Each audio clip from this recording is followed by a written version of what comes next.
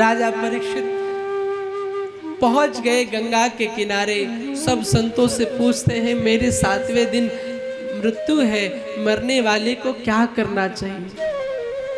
सब संतों से पूछ ही रहे थे कि तब तक बीच में संत शिरोमणि पधार गए। कौन? श्री सुखदेव भगवान। बोल सुखदेव भगवान की। तत्रा भवद भगवान व्यास पुत्रो यद्रक्षयागामटमानो अनपेक्षः अलक्षलिंगो निजलाभतुष्टो व्रतस्य बालैरवधूतवेषः। तत्रा भवद भगवान व्यास पुत्रो। वैसे तो सुखदेव जी का नाम श्री सुखदेव जी के नाम से लिया गया, आज भगवान शब्द से व्यास जी महाराज उद्बोधित कर रहे हैं। क्यों? क्योंकि व्यास जब व्यास गादी पर बैठता है तो वो साधारण नहीं होता, उसके अंदर से जो जो शब्द निकलते हैं फिर वो भगवान ही उसके अंदर से निकालते हैं। भगवान बनकर के राजा परीक्षित के आगे तो राजा परीक्षित ने प्रश्न कर दिया, ठाकुर जी ये बताओ प्रभु जी, जिसकी मृत्यु 7वें दिन हो उसको क्या करना चाहिए। सुखदेव भगवान कहते तुम 7 दिन की बात करते हो, 2 घड़ी भी अगर कोई सच्चाई के साथ में भजन कर ले, 2 घड़ी तो उसकी मुक्ति हो जाएगी। और सच बताऊं, मन से अगर 10 मिनट घंटा 10 भले माला मत करो, 4 घंटा माला भले मत करो, 3 घंटा माला भले मत करो, 1 माला करो, लेकिन 1 माला में सिर्फ गोविंद होना चाहिए। कल्याण न हो जाए तो कहना। हम 1 माला भी करते हैं उसमें भी छल, नाम गोविंद गोविंद गोविंद, दिमाग में बहू याद आ रही, फ्रिज में रखी दही याद आ रही, मटर आलू याद आ रहे हैं, टिक्की याद आ रही, पीली वाली साड़ी याद आ रही। कहाँ ईमानदारी है तुम में?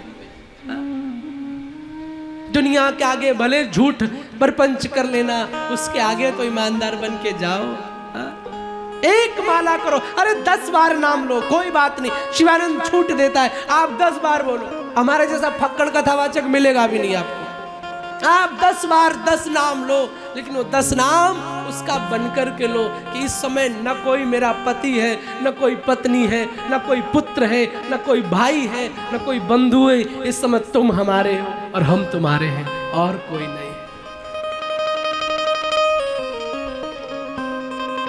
उसका होकर के किसी से उनकी मंजिल का पता पाया नहीं जाता। उनका होकर के भजन कर। सुखदेव भगवान कहते भागवत कथा तुम्हारे लिए मुक्ति का उपाय है। अच्छा प्रभु सुनाओ। बोले इससे पहले एक सुंदर एक और भक्त हुए जिन्होंने जिनको सुनाई। बोले कौन? बोले श्री विदुर जी महाराज का प्रसंग आपको सुनाता हूँ। परीक्षित जी को भी चाव बढ़ गया, कौन थे विदुर जी? सुना है भगवान के बहुत बड़े भक्त थे। बोले हाँ सुनो ना। महाभारत का जिस समय युद्ध चल रहा था तो युद्ध होने वाला था, तो धृतराष्ट्र को विदुर जी समझाने आए। दासी के पुत्र विदुर थे, धर्म के अवतार थे। समझाने आए कि अपने बेटे को समझा लो, युद्ध न करे, 5 गांव ही तो पांडव मांग रहे हैं, दे दो शांति से। अब दुर्योधन को लगा ये तो मेरे खिलाफ भड़का रहे हैं। अब दुर्योधन आया और विदुर को डांटने लगा, और धृतराष्ट्र आंखों से देख रहा है। मैंने कल बताया था वही बेटे दुर्योधन बनते हैं जो माँ बाप के सामने अपने से बड़ों का अपमान करे, और जिनके माँ बाप फिर भी चुपचाप खड़े रहे। चिंता मत करना, आने वाले समय में वही बेटे दुर्योधन और रावण बन जाएंगे, और कोई नहीं बनेगा। 4 प्रकार के पुत्र होते हैं। कौन कौन? एक होता है ऋणानुबंध पुत्र, शास्त्र कहता है। आपके घर में देखो कौन सा वाला है, नोट करो। ऋणानुबंध पुत्र में क्या होता है कि जिसका आपने पिछले जन्म में कर्जा लिया हो, आप बहुत बड़े बेईमान रहे हो, हाँ बेईमान, और कर्जा न दिया हो, तो वही व्यक्ति आपके जीवन में पुत्र बन के आएगा। अब वो क्या करेगा कि आप कमाओ वो उड़ाए, आप कमा के मर जाओ, आप हाय तिजोरी हाय पैसा, वो हाय विस्की हाय बाइक। समझ जाओ पिछले जन्म का कोई कर्जदार आ गया। दूसरा उदासीन पुत्र, ये कैसा जो सिर्फ बोझ हो, न खाए न कमाए, दिन भर पड़ा रहे, ये उदासीन पुत्र है। तीसरा शत्रु पुत्र, जिसका अनजाने में आपने पिछले जन्म में दुख पहुंचाया हो, वो पुत्र बन के आएगा और हमेशा तुम्हें दुख पहुंचाता रहेगा।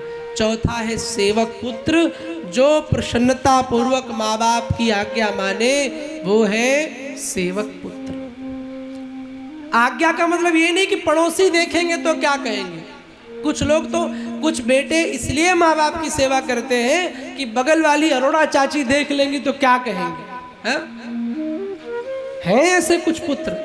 नहीं भैया, इसलिए सेवा मत करो कि समाज क्या कहेगा इसलिए करूं, या रिश्तेदार क्या कहेगा। माँ बाप की प्रसन्नता पूर्वक जो आज्ञा का पालन करे वही सच्चा पुत्र होता है।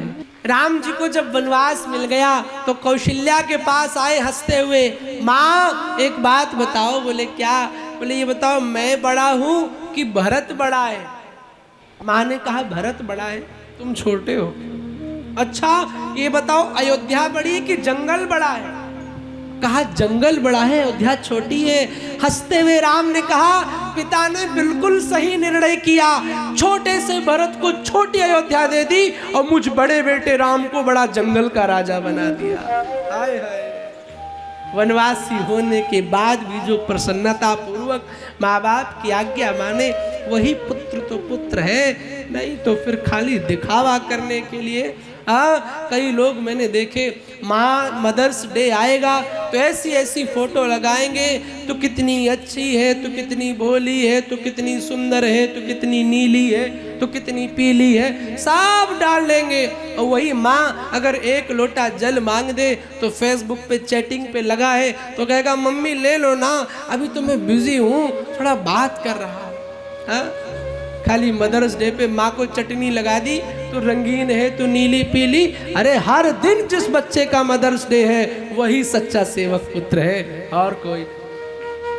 हम भारतीय हैं, हमारे यहाँ पिता माता का स्पेशल डे नहीं आता, ये विदेशों की संस्कृति है। हमारा तो हर दिन मातृ दिवस है, हर दिन पितृ दिवस है। क्यों? उनके बिना हम किसी दिन पूरे नहीं हैं, हम हर दिन अधूरे हैं, हर दिन अधूरे। सच्चा पुत्र तो वही है। एक बार राम जी जब वनवास से लौटे